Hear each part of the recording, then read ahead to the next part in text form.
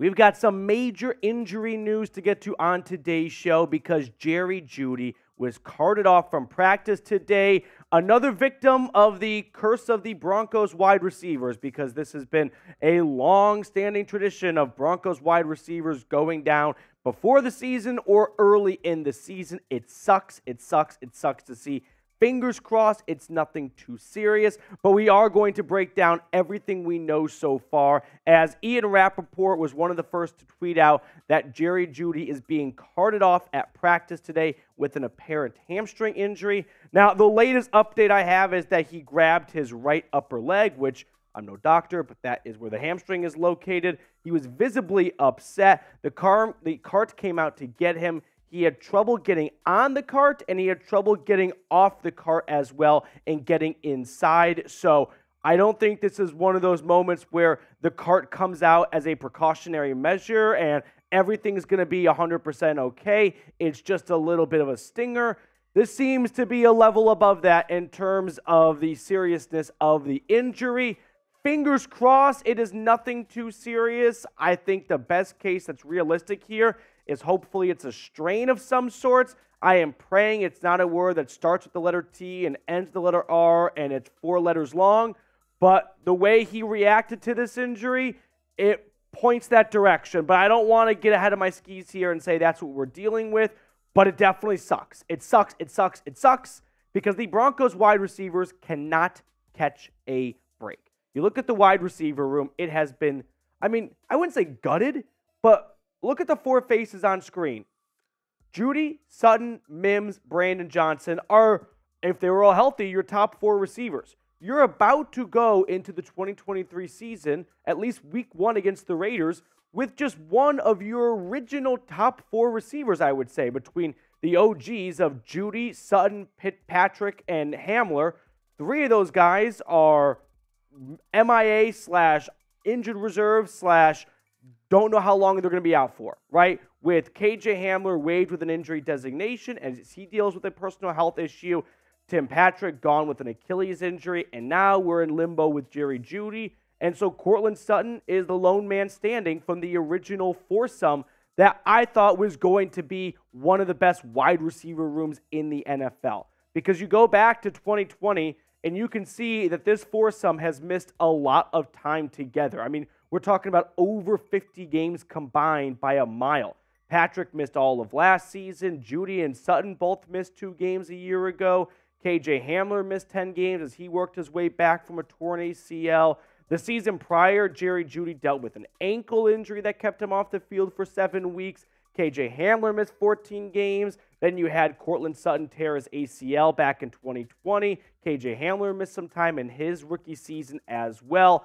This core was supposed to be the next big foursome in Denver, and unfortunately, it just hasn't happened because of injuries. And that is a really crappy thing because it's out of everyone's control, and we'll always wonder what could have been. And I don't want to say that this is the end of the chapter for these guys together. I don't even know how long Jeudy is going to be out for, if he is going to miss time, but it's looking bleak. Let's be honest, it's not looking like the grass is greener on the other side for these 4 guys to continue playing together and be one of the most just complete wide receiver rooms, right? Top to bottom, the depth was so great. It was there, and now we are down to Courtland Sutton.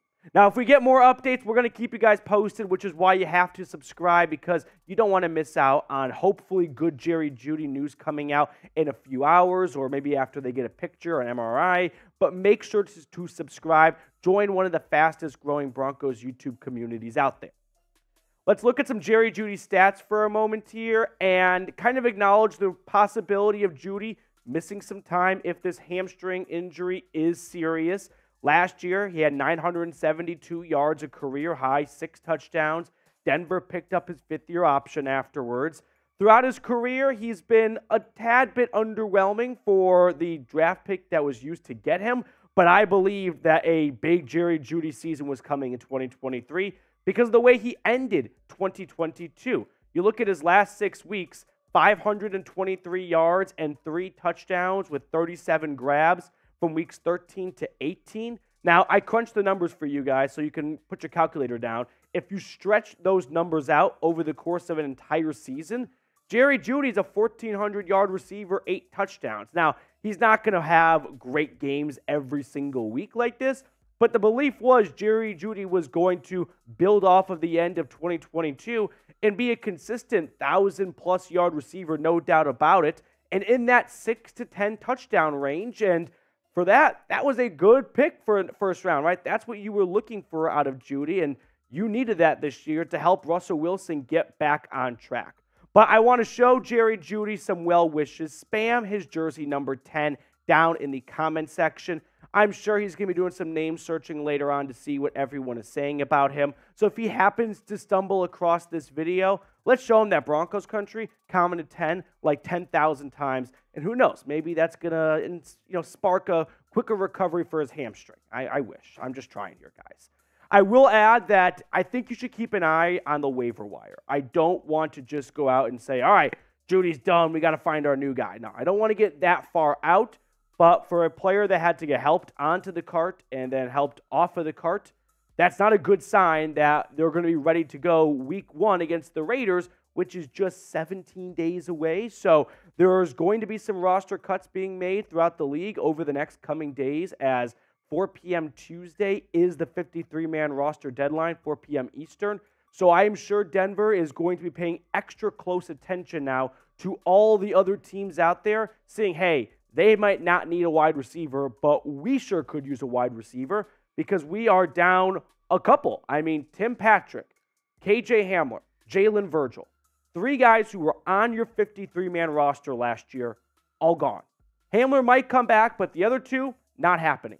So you're already down 2 of the 6 guys you kind of penciled in somewhat to your 53-man roster this year. If you lose Jeudy for, even if it's a month or 2 with a hamstring strain, you're down 3 guys you had on your 53-man roster plan. That's half of the room just out the window before week 1.